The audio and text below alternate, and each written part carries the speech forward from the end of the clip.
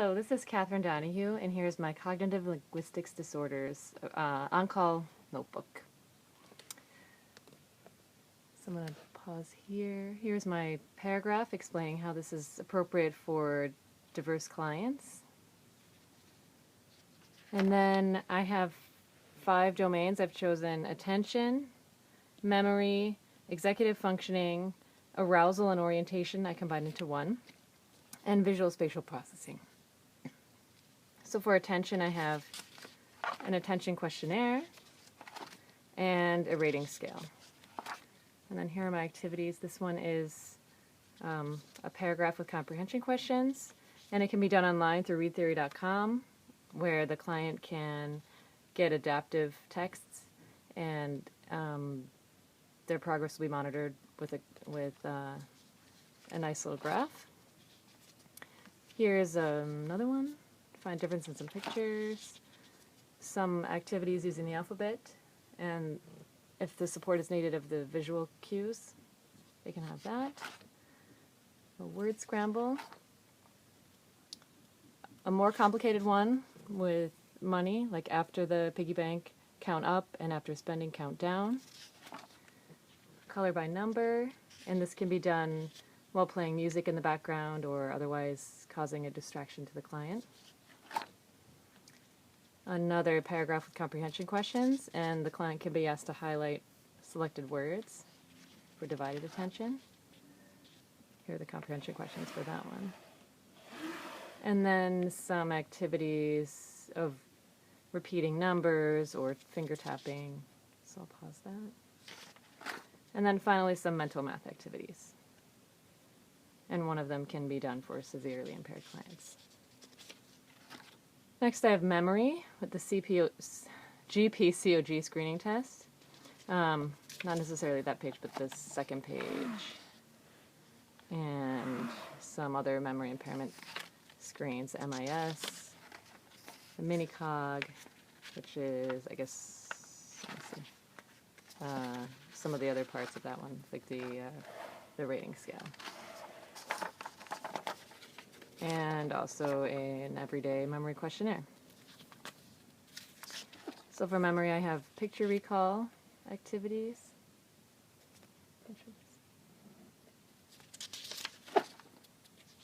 Remembering a story and then repeating it later in the session.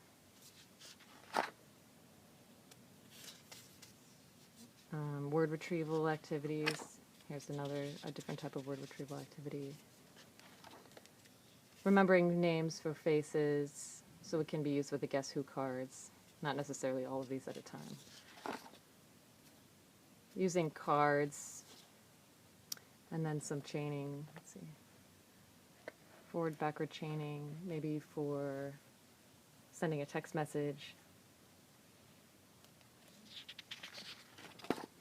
And I have having the client follow directions to complete a pattern. It can be done using beads, cards, poker chips, something like that, and word retrieval from categories.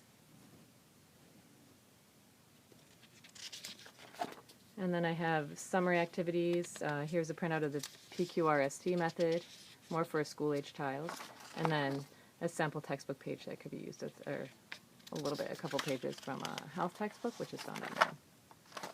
Next, I have executive functioning with the Favres for the assessment. And then, that's all Favres. And a rating scale also. Here are some of the executive functioning activities.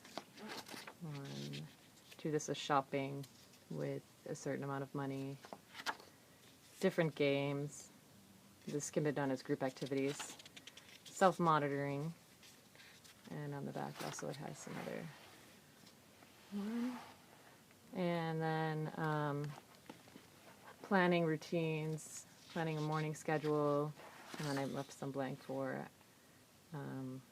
morning, afternoon, evening. These would have to be done with the client. Which one of these do not belong, can be done with words or pictures. How are they similar or related, or the client can play apples to apples. And then scenarios, what would you do if? And then some planning activities, so imagining the solution and then what will it take to get there. And this one is a little bit more detailed, similar. Next, for arousal orientation, I have the Glasgow-Como scale and the Rancho Los Amigos scale. And then these are mostly all for severely impaired. Auditory stimulation, taste stimulation, establishing an AAC system. Let's see if I guess no. Encouraging eye tracking, tactile stimulation, calendar activities, creating an orientation book with places or people, and both. Questioning, like what's my name, and then I have a further questioning, like tell me more. I can pause that. And then finally, like filling out a personal information questionnaire, like you'd have to do in a medical office or for a job. Now my last category is visual spatial processing, so the top part of the MOCA would work for that. Also here's some drawing activities and assessment. So for this domain I have connect the dots, some kind of map work with connecting objects with straight lines that cannot intersect, so most of the directions. Complete the drawings, tic-tac-toe, sequencing activities, identifying objects by position,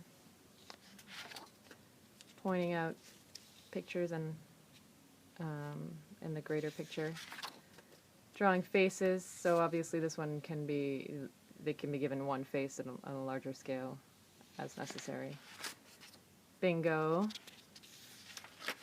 And that's it. And then finally I have the research articles, and they're all within 5 years. This one is called Advances in Prevention of Alzheimer's Disease and Dementia. And it was especially highlighting early detection.